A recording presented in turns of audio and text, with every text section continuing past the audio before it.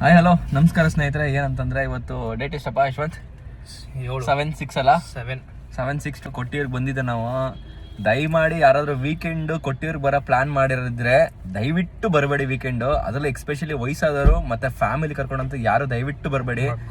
ನಿಜವಾಗ್ಲೂ ನಾವು ಬೆಳಿಗ್ಗೆ 3 ಗಂಟೆಗೆ ದೇವ್ರ ದರ್ಶನಕ್ಕೆ ನಿಂತಿರೋದು, ಒಂದು 9 ಗಂಟೆ 10 ಗಂಟೆಗೆ ದರ್ಶನ ಆಗಿದೆ. ಎಷ್ಟು ವರ್ಸ್ಟ್ ಅಂದ್ರೆ ಅಷ್ಟು ವರ್ಸ್ಟ್ ರಶ್ ಇದೆ. ಫ್ಯಾಮಿಲಿಗಂತೂ ಅಲ್ವೇ ಅಲ್ಲ. ದಯಮಾಡಿ ತುಂಬಾ ಕೇರ್ಫುಲ್ ಆಗಿ ನೋಡ್ಕೊಂಡು ಪ್ಲಾನ್ ಮಾಡ್ಕೊಂಬನ್ನಿ. ಏನಂತಪ್ಪ ಶರತ್, ಹೆಂಗಿತ್ತು? ಕುಡಿಯಕ್ಕೆ ನೀರ್ ವ್ಯವಸ್ಥೆ ಇಲ್ಲ, ಅಂತೂ ಮೊದ್ಲೇ ಇಲ್ಲ ವಾಶ್ರೂಮ್ ಅಂತಾನು. ಮಧ್ಯದಲ್ಲಂತೂ ನೀವು ಸಿಗಾಕೊಂಡ್ಬಿಟ್ರೆ ಹೊರಗಡೆ ಬರಕ್ ಆಗಲ್ಲ. ಅದಂತೂ ನಾವೆಲ್ಲ ಓಕೆ. ಇವ್ರಂತೂ ಏನಪ್ಪ ಹೆಂಗಿತ್ತಪ್ಪ, ನಾನ್ ಬೇಡಕ್ಕೆ ಬೇಡ ದೇವ್ರ ದರ್ಶನ ಬೇಡ ಅನ್ನೋ ಡಿಸೈಡ್ ಆಗ್ಬಿಟ್ಟಿದ್ದ ನಮ್ಮ ಯಶವಂತ ಅಂತ. ನರಕ ಹೊಡಿತು ಕ್ಯೂ. ಲಾಸ್ಟ್ ಎಂಡಿಗೆ ದೇವ್ರ ನೋಡಿದಾಗ್ಲೇ ಸಮಾಧಾನ, ಅಲ್ಲಿವರೆಗೂ ನರಕ. ಆದ್ರೆ ಏನ್ ಖುಷಿ ಆಯ್ತು ಅಂದ್ರೆ ಅಷ್ಟೊತ್ತು ವೆಯ್ಟ್ ಮಾಡಿ ಕೊನೆಗೆ ದರ್ಶನ ಮಾಡಿದಾಗ ಆ ಖುಷಿ ಇದೆಯಲ್ಲ, ಆ ಖುಷಿ ಮಾತ್ರ ಯಾರು ಕೊಡಕ್ಕಾಗಲ್ಲ. ಬಟ್ ತುಂಬಾ ಚೆನ್ನಾಗಿದೆ ಈ ವೆದರ್ ಇಲ್ಲೆಲ್ಲ ಅಂತಾನು ನೆಕ್ಸ್ಟ್ ಲೆವೆಲ್. ಬಟ್ ಬರೋರು ಫ್ಯಾಮಿಲಿ ಬರೋರು ವೀಕೆಂಡ್ ಅಲ್ಲಿ ಬರೋರು ತುಂಬಾ ಯೋಚನೆ ಮಾಡಿ ಹುಷಾರಾಗಿ ಬನ್ನಿ.